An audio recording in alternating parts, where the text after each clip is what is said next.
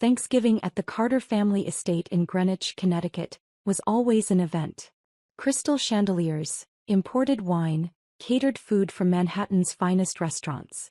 Mom treated it like a performance where everyone had a role to play. My role apparently was the disappointment. I'd driven up from New York City that Wednesday afternoon, hitting traffic on I-95 for 2 solid hours. My phone kept buzzing with work emails. Our Q4 numbers were exceeding projections, the Fortune photoshoot from last month was being finalized, and our Series C funding had just closed at a $380 million valuation. But none of that mattered as I pulled up to the house in my Tesla Model 3. Not the flashy one. Just the standard range.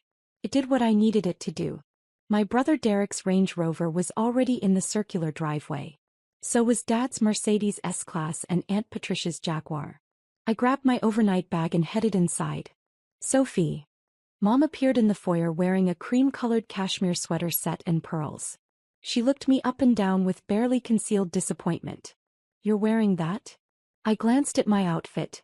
Dark jeans, a black turtleneck and ankle boots. Hi Mom. Happy Thanksgiving. We have guests arriving in an hour.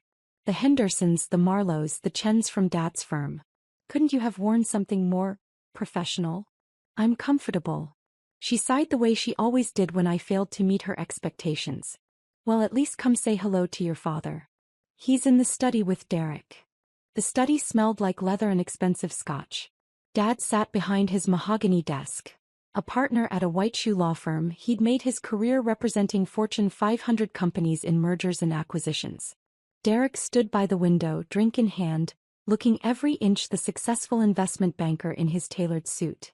Sophie, Dad said without looking up from his laptop. How's the drive? Fine. Traffic wasn't too bad. Derek turned, smirking. Still driving that little Tesla?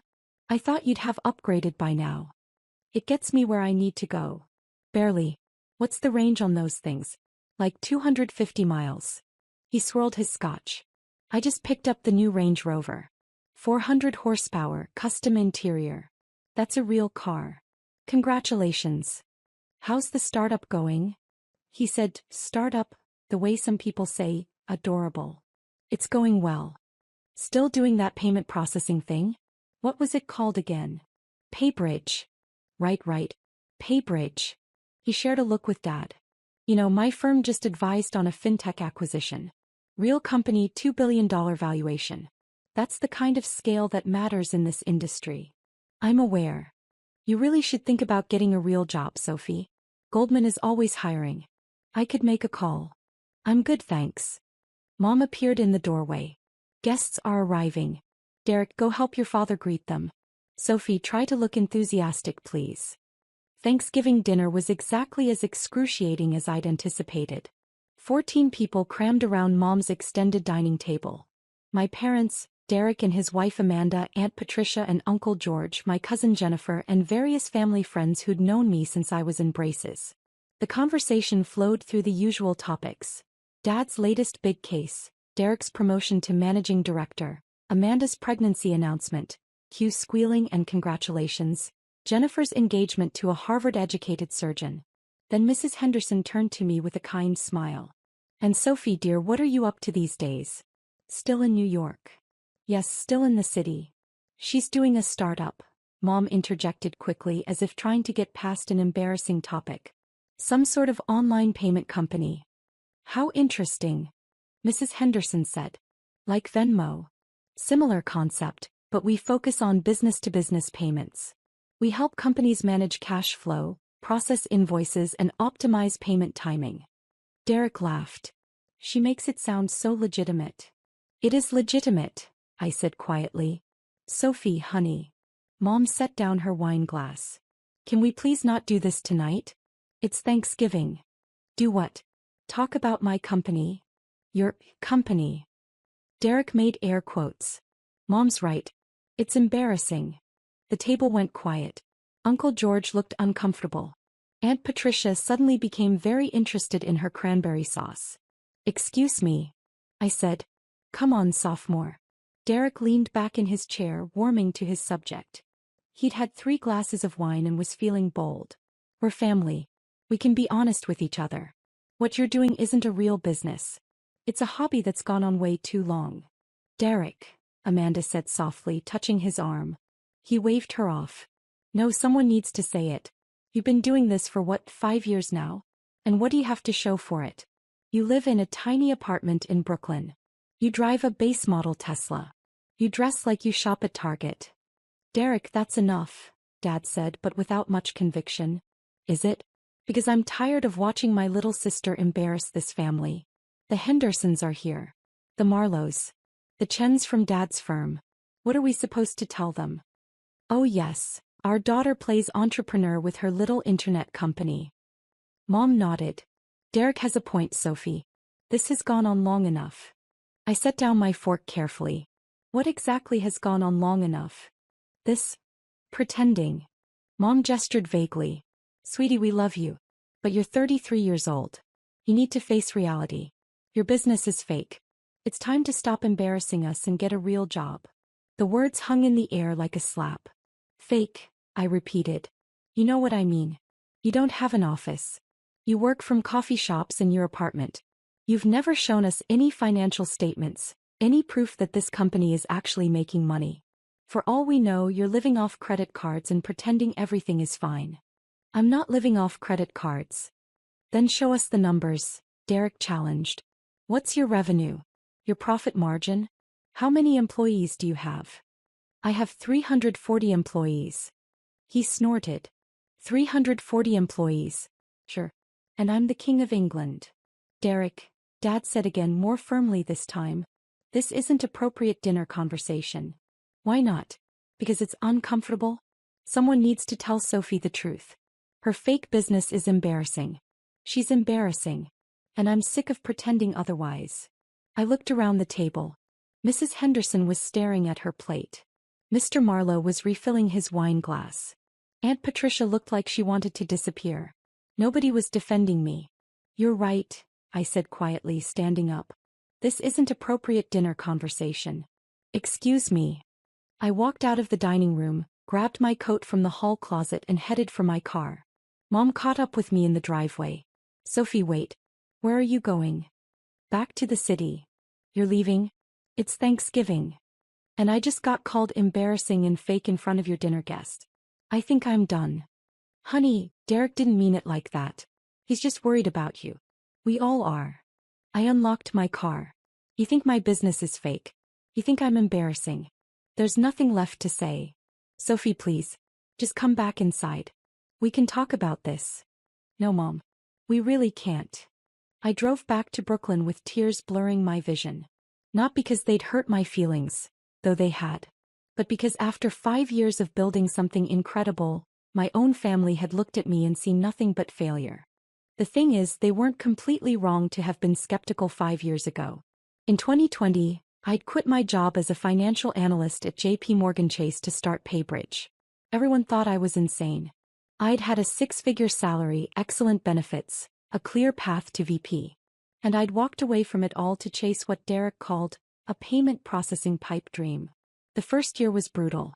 I burned through $85,000 in savings. I lived on ramen and coffee. I coded until 3 a.m. most nights, teaching myself Python and SQL because I couldn't afford to hire developers. But I'd seen a gap in the market. Small and medium-sized businesses were drowning in late payments and poor cash flow management. The existing solutions were either too expensive or too complicated. I wanted to build something simple, affordable, and actually useful. PayBridge launched in 2021 with exactly one client, a struggling furniture manufacturer in Queens who owed me a favor. We processed $47,000 in payments that first month. Then word spread. By the end of 2021, we had 200 clients and were processing $12 million monthly.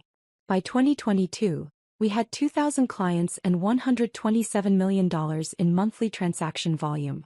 By 2023, we'd expanded to 8,500 clients, hired 180 employees, and were processing over $400 million monthly.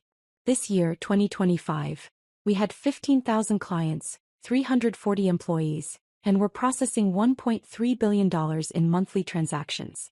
Our annual revenue was $127 million. We just closed a Series C funding round at a $380 million valuation.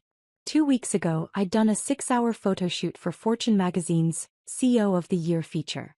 They were profiling 40 CEOs under 40 who were transforming American business. The magazine was set to hit newsstands tomorrow, Black Friday.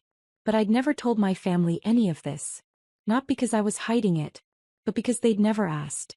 They'd seen my small apartment, my unremarkable car, my casual clothes, and decided I was failing. And I'd let them believe it because part of me wanted to see how long it would take them to actually show interest in what I was building. 5 years. The answer was 5 years, and they still didn't care enough to ask real questions. I got back to my apartment in Park Slope around 11 p.m. It was a one-bedroom, 850 square feet, with hardwood floors and a view of Prospect Park. I'd bought it outright in 2023 for $1.2 million. No mortgage, no landlord. Just mine. My phone had been buzzing nonstop. I'd ignored it during the drive, but now I scrolled through the messages. 15 texts from Mom. 8 texts from Dad. 3 texts from Derek. 1 text from Aunt Patricia. I opened Aunt Patricia's first. Aunt Patricia. Sophie, I'm so sorry about tonight. Derek was completely out of line. Your mother shouldn't have let it continue. I hope you're okay. Call me if you need to talk. At least someone in my family had a conscience. I scrolled to Derek's messages. Derek, you're being dramatic. Derek, it's Thanksgiving. Come back. Derek, fine, be that way. But you know I'm right. I deleted them without responding. Mom's messages were variations on a theme. Please come back. You're overreacting. Derek had too much wine. We love you. Dad's messages were shorter. Your mother is upset. Call her. I turned off my phone and poured myself a glass of wine. Tomorrow was going to be interesting. Black Friday morning I woke to my phone exploding. I turned it back on at 7 a.m. to check work emails, and immediately the notifications started flooding in.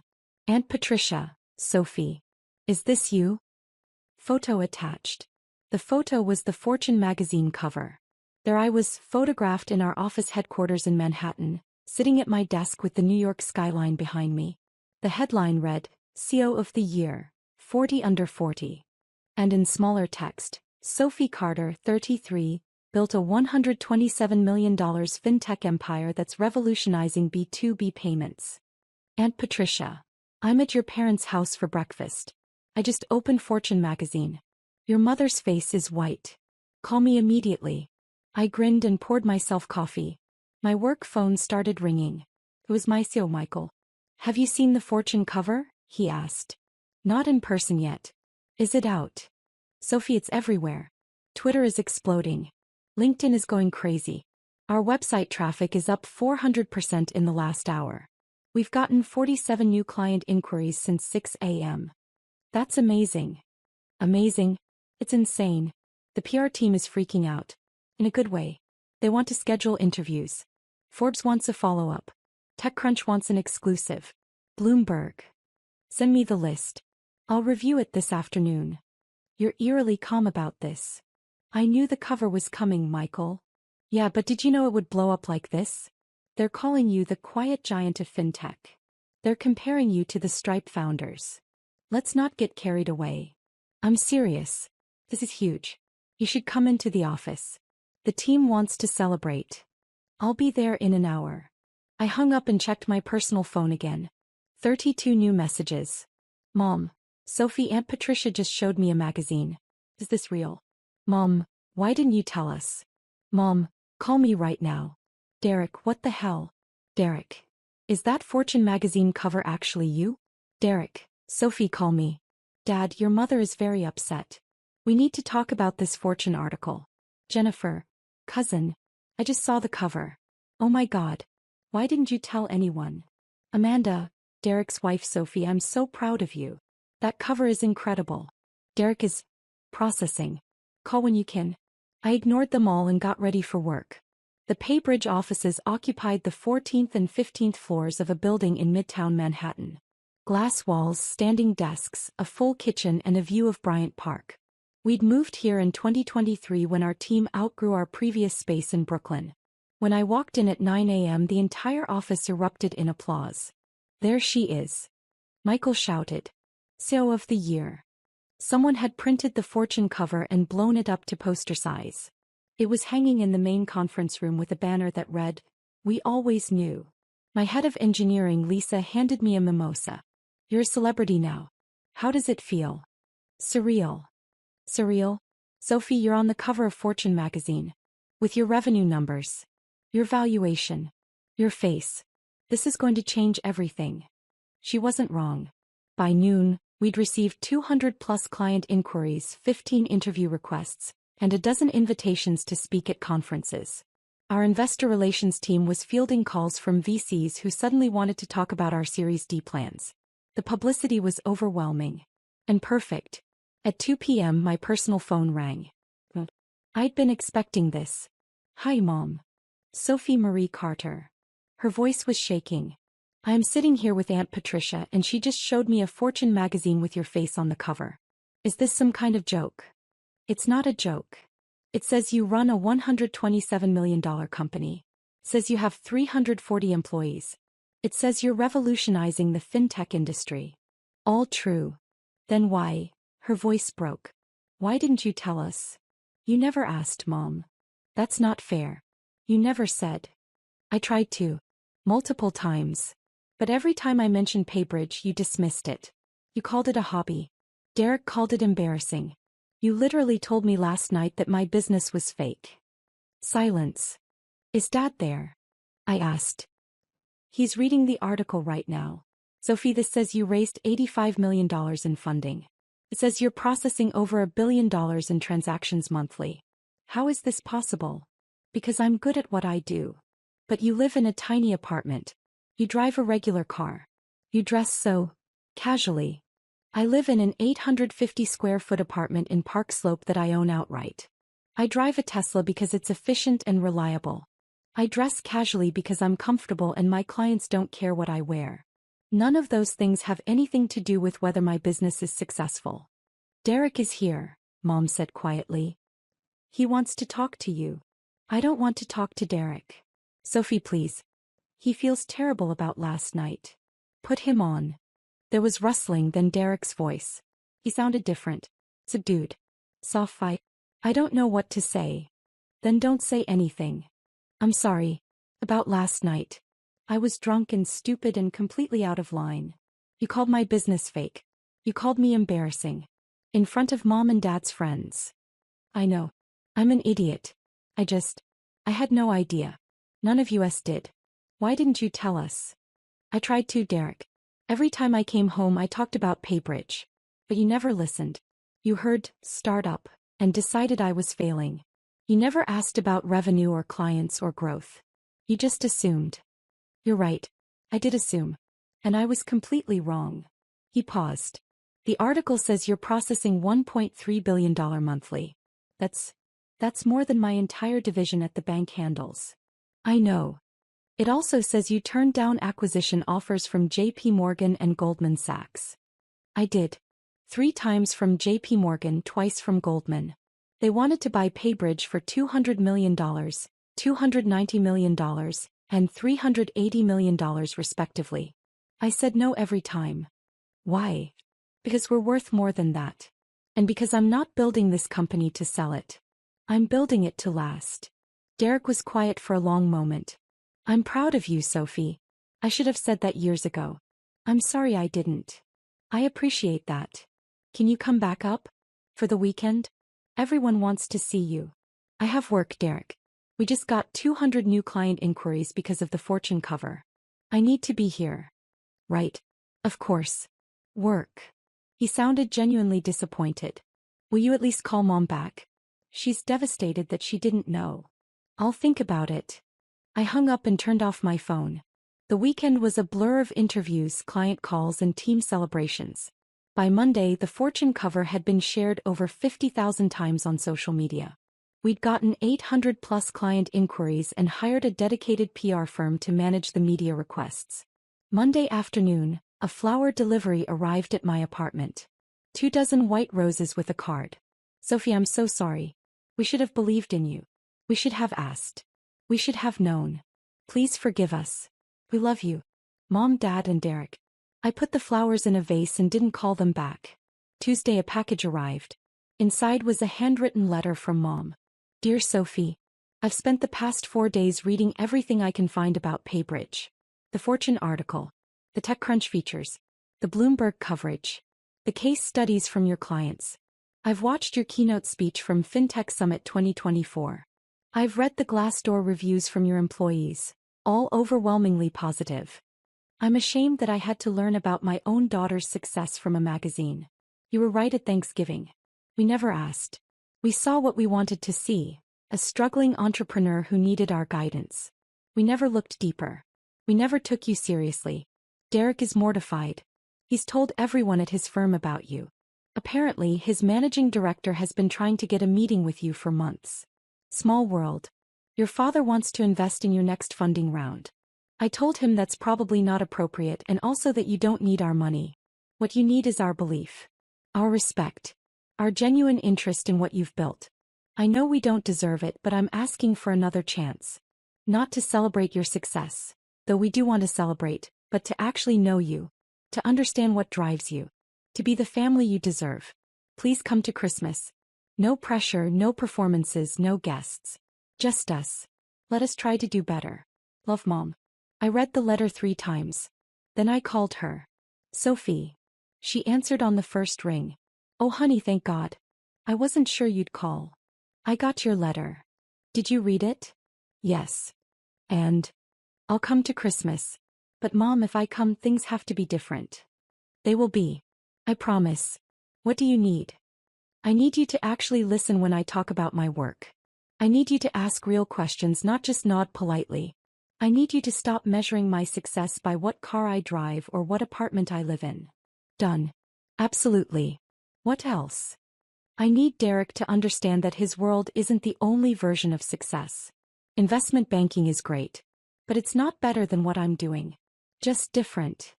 He knows that now. Trust me, he knows. And I need Dad to stop offering to help with connections or introductions. I've built this company without his help. I'm proud of that. I understand. Anything else? Yeah. I need you to be proud of me, not because Fortune magazine validated what I'm doing, but because I'm doing work that matters. I'm helping businesses survive. I'm creating jobs. I'm building something meaningful. That should have been enough for you to be proud, with or without a magazine cover. Mom's voice cracked. You're right. It should have been. And I am proud, Sophie. Not because of Fortune, but because you're my daughter and you're extraordinary. I just wish I'd realized it sooner. Me too. So you'll come to Christmas? I'll come, but just for 2 days. I have a company to run. 2 days is perfect. Thank you, honey. Thank you for giving us another chance. Christmas was different. I arrived on December 23rd to find the house decorated normally. No guests, no performance, no caterer. Just Mom's homemade cooking and family. Derek greeted me at the door with a hug. Hey, sophomore. Thanks for coming. Thanks for not calling me embarrassing. He winced. Yeah, about that. I'm going to be apologizing for that for the rest of my life, aren't I? Probably. Amanda appeared behind him, visibly pregnant now. Sophie. That Fortune cover is framed in Derek's office. He shows it to everyone. I do not, Derek protested. You absolutely do, she laughed. He's told the story at least 50 times. My little sister is CEO of the year. I smiled despite myself. Dad came out of his study. Sophie. Good to see you. Hi, Dad. I read the Fortune article. Impressive work. Very impressive. Thank you. I'd love to hear more about your business model over dinner. The payment optimization piece is fascinating. I have some questions about your approach to credit risk assessment. I blinked. You actually read the article? I read everything I could find, including your interview with Bloomberg and your presentation at the FinTech Summit. You've built something remarkable. I don't know what to say. Say you'll explain how you managed to scale from 2,000 clients to 15,000 clients in 3 years while maintaining a 98% retention rate. That's extraordinary in the fintech space. And just like that, we were talking. Actually talking. About models and metrics and market positioning. About the challenges of scaling a payments platform. About regulatory compliance and competitive moats. It was the first real conversation we'd had about my work in 5 years. Mom made pot roast and mashed potatoes. My favorite. Over dinner they asked about my employees, my investors, my plans for expansion. Derek shared stories from his banking world without the condescension I'd grown used to. Aunt Patricia asked if she could invest in my Series D. "You want to invest?" asked surprised. "If you'll have me. I have some money set aside. I've always wanted to invest in startups and I can't think of a better bet than you." "Aunt Patricia, our minimum investment for the Series D will probably be $500,000. I have it." I stared at her. "You have $500,000 you want to invest in PayBridge?" "I have $1 million. I was going to split it between you and a few other opportunities, but if you'd prefer the full amount. Let me send you the investment materials. Talk to your financial advisor. Make sure it's the right move for you." "Already did." She said if the Fortune magazine profile was accurate, this was a no-brainer. By the end of the weekend, I'd had more meaningful conversations with my family than in the previous 5 years combined. On Christmas evening, Derek pulled me aside. "Can I show you something?" he asked. He led me to his old bedroom, which Mom had converted to a guest room. On the desk was a framed photo from Thanksgiving. Not the awful Thanksgiving where he'd called me embarrassing, but from 2019, the year before I'd started PayBridge. We were both laughing at something Dad had said, young and careless. "I keep this here as a reminder," Derek said quietly. "Of what?" "Of how badly I screwed up. I had a sister who was building something incredible and I was too arrogant to see it. Too caught up in my own definition of success to recognize anyone else's." "Derek, let me finish." When I saw that Fortune cover, my first emotion wasn't pride. It was shame. Because I realized I'd been treating you like a failure when you were succeeding beyond anything I'll ever accomplish. "That's not true. You're a managing director at..." "I'm a cog in a machine, Sophie. A well-paid cog but still a cog. You built the machine. There's a difference. Both things matter." "Maybe. But I should have respected what you were doing. I should have been curious instead of dismissive. I should have been your biggest cheerleader, not your harshest critic." I put my hand on his shoulder. "You can start now." "I already have. I've been telling everyone at the bank about PayBridge. We're actually looking at using your platform for some of our mid-market clients' payment processing. I gave your COO's contact info to our head of business development." "You did?" "I did. And Sophie?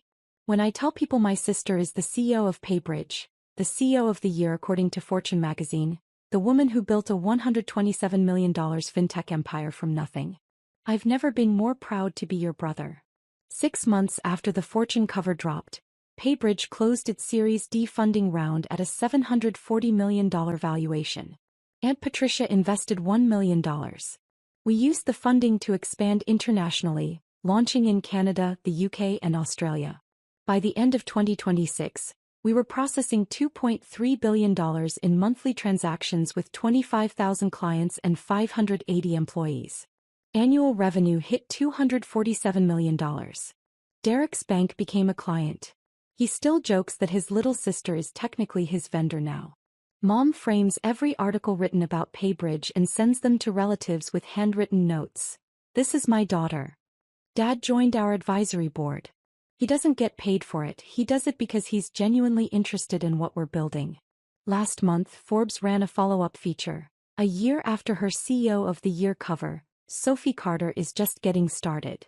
The opening line read, "While most CEOs chase headlines, Sophie Carter chased excellence." The headlines came anyway. They interviewed my family for the piece. Mom said, "We underestimated her for too long. We won't make that mistake again." Derek said, "My sister taught me that quiet confidence builds empires. Loud criticism builds nothing." I framed both quotes and hung them in my office. Not because I needed their validation, though it was nice to finally have it, but because they were true. And because the best revenge isn't proving people wrong. It's building something so undeniable that their opinions become irrelevant.